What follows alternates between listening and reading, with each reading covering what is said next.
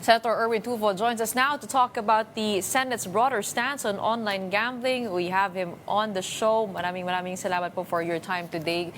Magandang umaga po sa inyo, Senator. Hi, maraming salamat, Gretchen, for inviting me in your program. Yes, good morning. Okay, Senator, why was there a need to issue such a strong warning to the BSP?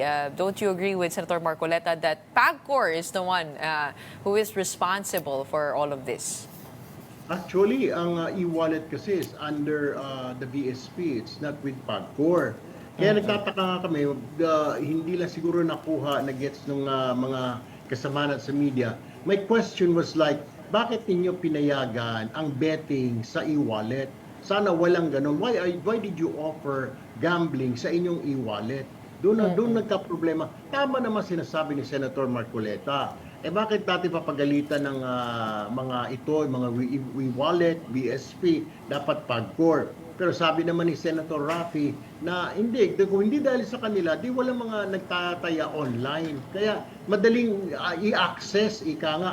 Mantakin mo, sabi niya, e-wallet ka, yet you're offering online gambling doon sa e-wallet. Pero nagkasundo naman, sabi ni Senator Marcoleta, kaya nga gusto natin suspindihin. Parang nagsasabi ang BSP na bibigyan nila ng ilang araw. Nag-memo na pala sila nung July pa na binabanggit nga ni Senator Marcoleta, bakit hindi pa na-implement? So sabi niya, opo, by Saturday, 48 hours, nagbigay sila ng 48 hours. Sabi ko, so, on Saturday night, pag hindi pa nawala yan dyan, yung link, sabi ko, we will cite you contempt. Nag-oo naman sila. This morning, I saw a memo or advice sa lahat ng mga member ng o naka-enroll sa GCash na puputulin na nga nila by Saturday 8 p.m. Wala ka na makikita link going to gambling sa GCash pa lang so far. Okay, so ang pinaka-deadline po, kailan po ba? Saturday o Sunday? Saturday 8 p.m. Actually, binigyan ko pa nga sila ng liw. Sabi ko, Sunday na umaga, pagising dapat ng mga tao, wala na yan dyan. But Globe, meron sila ipinalabas na memorandum para sa lahat na by 8 p.m. puputol na nila. And they also said, pag meron pa kayong pera dyan sa mga gambling na yan, ay ililipat na or kunin na nila according doon sa memo ng Globe. Okay, Senator, parang nagulat po, ako personally, nagulat po ako na gano'n lang po pala kabilis, isang order lang ng BSP, pwede nang itigil yung ganito. It doesn't need a law to do this, kahit yung regulation na lang, yung rules na lang ng BSP mismo, pwede na yun? Well, actually, Ms. Gretchen, dito naman sa ating bayan, the government is powerful. Kung gugustuhin talaga, if there's political will, nagagawa Pero kung may mga kung ayaw, maraming dahilan, etc. Like that, yun nangyari kahapon. Yung objective, ialisin na yan dyan. And Globe said, okay, susunod kami by 8 p.m. ng Saturday, wala na yung mga link na yan going to sa iba't ibang mga gambling sites. Kaya naman pala. Ba't di ninyo ginawa dati pa? Yun ang sinasabi natin. Ngayon, ang next target namin, pwede ba na wag nila magamit na ang Globe sa pananaya? Sa pagbabayad sa mga, inalis mo nga yung sites, next problem naman, ito pa rin ang ginagamit para magtaya, Correct. Para pag yung panalo nila, winning sila, papasok pa rin dyan sa e-wallet. Okay, yun nga po yung gusto kong itanong, kasi kahapon kayo po ay nagsalita at sabi niyo po that you were for ending online gambling. Is this a total ban that you are gearing towards? And ano po ang sinasabi ng inyong pag-aaral? Because syempre meron po, yung kanina po yung aming guest, sinabi naman na hindi nawawala itong mga sites na ito, ipagbawal mo man, they exist still in some form, one form or another. So, ano po ang stance po ninyo dito? At ito po ba ay simula lamang? Definitely, Ms. Gretchen, there will be more hearings to follow. Kasi kahapon naubusan tayo ng oras, PAGCOR pala nakausap. We invited so many guests. Nandyan yung DOF. Kailangan pa natin marinig yung Department of Finance. Nandyan din yung DICT. Very important sila. They play an important role here. National Telecommunications Commission. Nandun din ang NBI, PNP. Yung next plan ko sana, pag tinotal ban natin, ang sinasabi ng DOF, 60% ng mga online gambling ay illegal. So ang tanong natin, ang tatanungin natin dyan, of course, yung DICT. DICT, what are you doing? 60%, bakit hindi nyo mahuli-huli? Bakit hindi ninyo hingi ng tulong din ng NBI Cybercrime, ng PNP Cybercrime para mahuli? Tama naman yung ini-interview nyo, lilipat lang. After 1 hour, gagawa na naman ng bago. For example, abcslot.com. Magiging after pag hinuli, pag natunugan nila na minomonitor sila ng otoridad, gagawin nilang abcslot.com 1, tapos slot.com 2. Nagbabago-bago at lumilipat-lipat. Kaya nga, ang gusto natin makausap, and I informed the DICT Secretary na baka po pwede, Secretary, pagbalik nyo, maglatag na kayo, paano, ano ang gagawin natin, paano natin mahuhuli. Kasi tama naman yung iba, mag-underground. Case in point, online sabong, di ba? May regulasyon dati, may lisensya, pero pinatigil nung nakarang administrasyon dahil marami na nga namamatay, marami nagpapakamatay, etc. Maraming may utang. Pinatigil. Lumipat naman ngayon sa illegal. Tapos hindi mapigil-pigil ngayon ng mga otoridad. Gusto nating malaman, latagan nyo kami ng concrete na solution para kung i-total ban natin, mag-ready na tayo, how do we stop online gambling sa illegal naman, doon sa ilalim tawagin. Yun nga po, gusto ko po itanong, may datos po kaya yung inyong team tungkol dito po sa e-sabong? Kung, hindi naman po mapipigilan yung pag-exist ng mga illegal websites kasi napakadali po gumawa niyan. Pero may reduction po ba nung mga naglalaro dito sa online sabong? Dahil hindi na siya legal? Yes. Dahil may option na, yun nga masama. I don't know kung maganda ito. Nabawasan nga yung kliyente ng online sabong, na lumit ang kita nila base sa research ng mga tao namin. Pero we have yet to confirm this with PAGCOR. Lumipat kasi marami ng options. Dati, sabong lang. Wala pa itong mga scatter. Mas madaling ilaro yung scatter kasi pindot ka lang ng pindot Mas madaling ilaro yung bingo. Bata pa lang tayo, may mga bingo na tayo. So may mga options na, Miss Gretchen. Unlike before, online sabong lang. Talagang lahat ng tao, pati mga hindi sabongero, naging sabongero. Ngayon may mga options na, may mga color games, may mga kung ano-ano na. May marami ka ng, kumbaga sa mall, marami ka ng pagpipilian na pupuntahan na tindahan, Miss Gretchen. Oo. As chairman of the Senate Committee on Games and Amusement, what do you think is a reasonable but more effective way of discouraging online gambling? Ano po kaya ang tingin ninyo? Kasi tinitimpla ko po kung nasa po kayo. You for a total ban or parang yun po yung pinaka-extreme na maaaring gawin dito? Mas preferred nyo po ba na maghanap ng middle solution here to be able to effectively regulate, but still, of course, the other argument, kumikita ang gobyerno dito? Majority of the members, including myself, we're really for total ban. Merong isang Senate bill doon under na pinasa ni Senator Win Gatchalian na very strict regulation. Kaya nga, pinapakinggan namin, naghihiring tayo. Kasi kung kami nagtatanungin, kung ako lang masusunod, Ms. Gretchen, kahapon kung magagawa ko lang, sasabihin ko total ban, stop everything. Hindi naman, dahil yan trabaho ng executive. So, ang executive naman humihingi ng, pag-aralan nyo muna, okay, ayaw namin na to. What if, mare-regulate namin, pwede bang hindi natin i-total ban? So, we're listening. Ang gusto lang namin, executive, sige, gusto ninyo ng regulation. Bigyan nyo kami ng malinaw regulation, pag-aaralan namin, di ba? Regulation, ang gusto namin makita, ang gusto ng mga tao, mga minor de edad, hindi na makapagsugal, mga estudyante, hindi na dapat makapag-online gambling. Tapos, yung mga may trabaho, lalo na yung mga maliliit, naubos ang sweldo, paano ninyo in-control yan? So, yun ang gusto nating malaman sa PAGCOR. How will you do that? Diba? Pati mga gambling sites na yan. They have social responsibility. Wala nang naiuwi yung tao na kita sa bahay niya So, paano mo mapipigilan yun? Paano yung mga utang na yan? So, inuna na natin itong sa online. Pag nakita ko kahapon, na-brought up ito sa hearing, Ms. Gretchen, okay? E-wallet ka. Nag-o-offer ka ng gambling sa e-wallet. Pagkatapos, ang galing din ang ganda din oh. Tapos meron din silang app doon na pwede kang mangutang online. So pag naubos yung pera mo sa kasusugal, lumipat ka lang ng app at kukunin mo, mag-apply ka ng loan at mabibigyan ka ng loan. Kita mo kalokohan na yan, parang ini-encourage mo pa na mangutang ka para may pangsugal ka.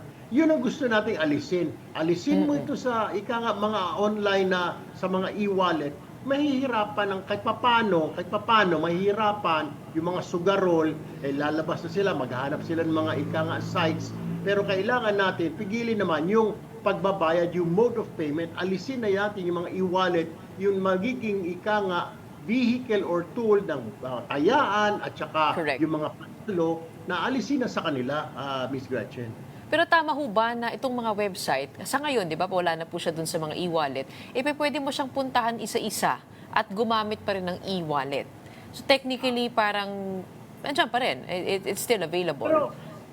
Pero kasi ngayon karamihan, Miss Gretchen, may mga kapitbahay ako, maging yung kusinera namin, nakakapagsugal siya dahil pupunta na siya sa e-wallet, okay? So kinakargahan niya yun, sa madali siya. Pero kung wala, napupunta ka sa website, paano kung dun sa gambling na sinasabi natin, maghahanap ka ngayon ng site, Pero kaya nga, importante, next move namin dyan, o sige, habang hindi pa kayo nakakalatag ng strict enforcement o regulation, Correct. o e-wallet, pwede bang wag na kayo maging tool ng tayaan kasi kayo tumatanggap ng taya, kayo rin nagpapadala ng winnings. Paano ba ito? Kung pwede ba ito? Yun ang gusto kong marinig. Yun ang sabi ng kung ang PAGCOR ang tatanungin mo, Miss Gretchen, pahig ang PAGCOR na pupunta na sila sa mga pay stations. So, ibig sabihin, lalabas ka ng bahay para magpa-load ng taya, parang gano'n, parang dati, pag nagpa-load ka ng cellphone, pupunta ka sa 7-Eleven o kano tindahan, loadan mo nga ako ng 50 pesos na load, etc. Ganon din ang gusto ng PAGCOR. Pahig ang PAGCOR doon. Sige, lagyan natin. Isa pang gusto namin, dapat may oras na lang, limited na lang. Ngayon kasi, Miss Gretchen, 24/7. Madaling araw, magising ka, gusto mo jumingil. Nakita mo yung cellphone mo, maglalaro ka, pipindot-pindot ka muna ng ilang saglit dyan. Without knowing, 1,000 na pala napatalo mo. Lagyan natin ng oras. Hindi ba po pwedeng parang 6 ng gabi na lang hanggang 12 midnight na lang, pwede ka magsugal. Pero yung 12 midnight hanggang 6 ng gabi kinabukasan, walang sugal at all. Hindi ba kakayanin yun? Yun ang gusto naming marinig sa PAGCOR at dito sa mga DICT, BSP, etc. Lahat sila. That's what we want to hear. So ito po yung mga options natin, yung paglalagay ng pay stations para mahirapan po magbayad. Yung pangalawa po ay yung paglilimita ng oras at yung mga self-exclusion options. What would you have to say to I guess yung mga ads po nitong mga online gambling saying na pagpusta de peligro, kayo na yung kumbaga parang kumalas, no? What would you have to say to that and the ability of the player to be the one to limit himself or herself? Because, syempre, binabalanse rin po rito yung government intervention, which is parang how much should government be intervening in the restricting of people's rights because it is still well within gambling as nakikita po natin, meron pong legal na klase, pero paano po kaya binabalanse yung gano'n? I mean, kasi dito sa Pogo, meron pong masusing pag-aaral doon sa social impact at ang naging trigger po doon, ito po yung pagtataas ng crime rate. Dito po sa online gambling, where do we say na parang kasalanan nung player at where do we say na hindi dahil in-enable nung sistema? Because yung accessibility, Miss Gretchen, madali na sumugal online gambling. Inalis nga natin ang Pogo, okay? Aminado naman yung mga kasamahan ko, pero napalitan ng Pigo. Unfortunately, walang malinaw na regulasyon. Sa Pogo, okay lang sana kasi yung mga biktima, yung mga Chinese, yung mga foreigners, dito sa Pigo, tayo mga kababayan natin, yung victims nito. Yun nga, yung ano ba mga impact nito? 4 na so far ang alam namin na nagpatiwakal ng mga kabataan.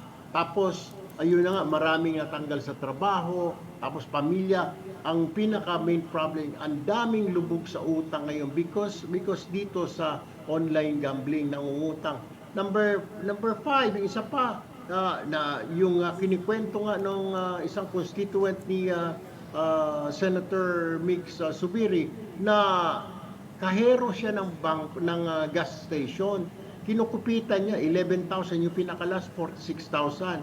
Talaga mahuhuli na siya. Kaya kinitil niya ang sarili niya, yung buhay niya. Kaya nakikiusap yung nanay kung pwedeng itigil na rin ito. Ito yung sinasabi natin na we're okay.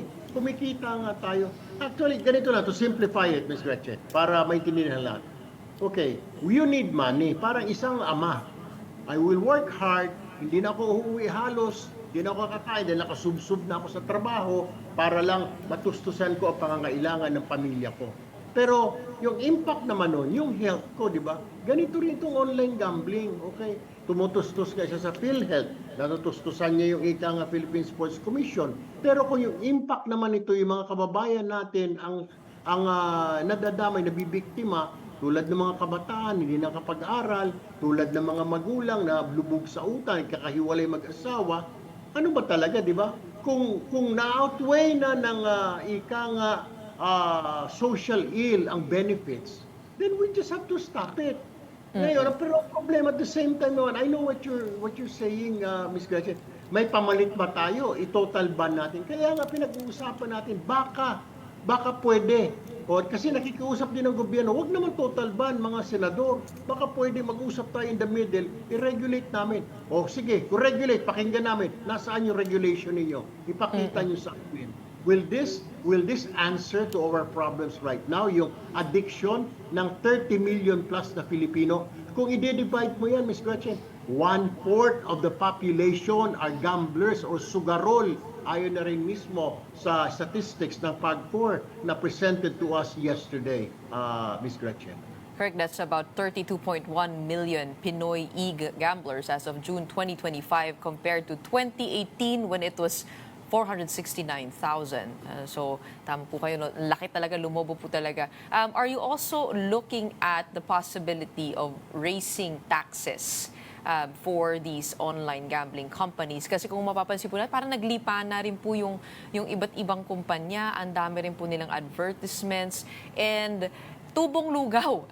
Hindi po ba? Pag sinabi nating online na wala ka ng physical structure, wala ka ng mini-maintain, wala ka ng masyadong maraming tao. It is just, the mechanism and the app itself and algorithms. Is it possible, or are you also looking that way to be able to raise the taxes? Kaya nga kasama sa isa sa mga komite, it's a joint committee actually, not only games and amusement, si Banking and Finance under Senator Alan Peter Cayetano, kasama din namin dyan ang Ways and Means para mapag-aralan. Tama ka, napag-usapan na namin earlier. Kung pwede bang taasan na ito. So, nasa Ways and Means na committee na yan, kung pwede i-classify sila na as sin tax. Kasi ngayon, alak sigarilyo lang. Ba't di mo na rin sama? Tama ka. Yung gambling, kasi kasalanan din, di ba? Kasalanan sa Diyos na magsugal ka. Sama mo na rin ang gambling, di ba?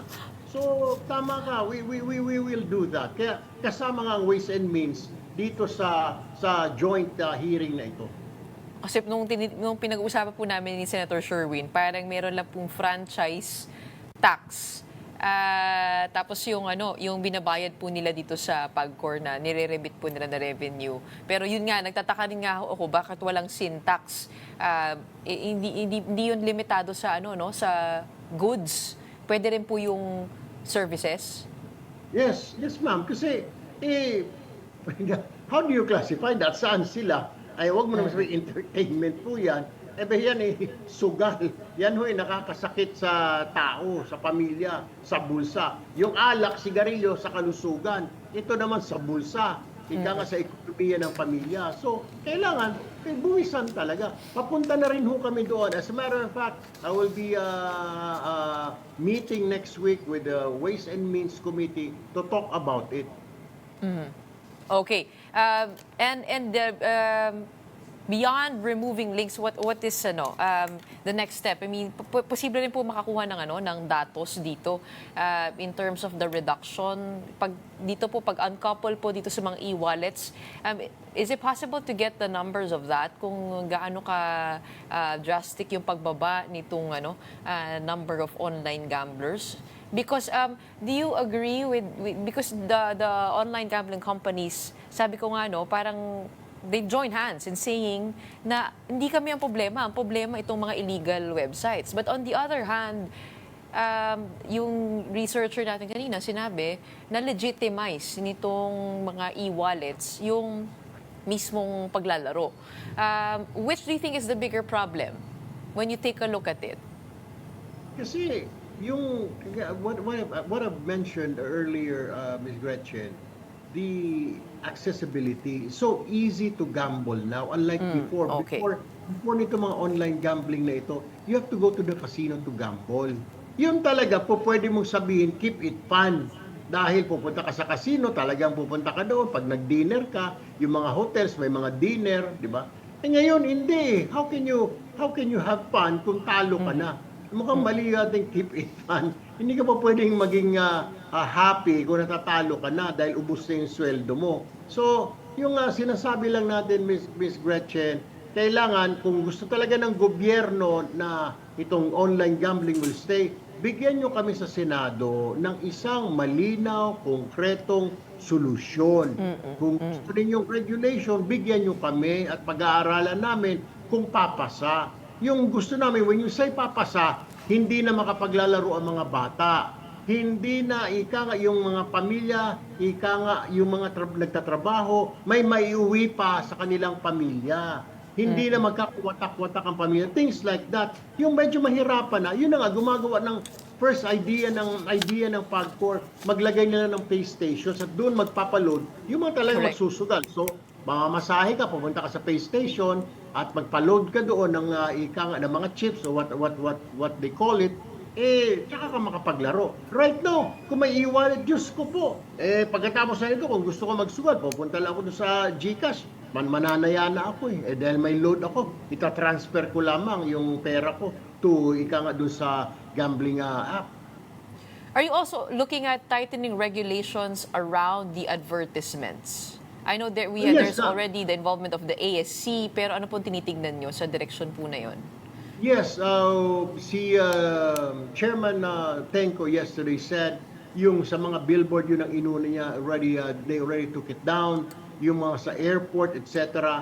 Ang next target namin, ang gusto ko marinig sa kanya next hearing, wala na po, bawal ito. Parang yung sa sigarilyo, Ms. Gretchen. Di ba? Wala nang advertisements ka makikita sa mga billboard, kahit saan, pati sa mga websites, wala na, pati sa mga social media, wala na. Ngayon, Diyos ko po, pumunta ka sa TikTok. Nag-TikTok, biglang magpa-pop up yung sugal. Pumunta ka sa Facebook, magpa-pop up sugal. YouTube, sugal. Di ba? So, ito ang kailangan namin sa PAGCOR, na sabihin ng PAGCOR. Pero may sagot na kasi dyan si Chairman Tenko na nakapag-advance na ron ng bayad ng 2 or 3 months. Kaya hindi niya basta-bastang mapababa. At nakiusap daw itong mga gambling sites na, Sir, nag-advance na po kami dyan. So, ang sinasabi niya, nabigyan siya ng mga, I think, 3 months, patapusin na lang, and then after that talagang totally wala na. And I will take his word for now.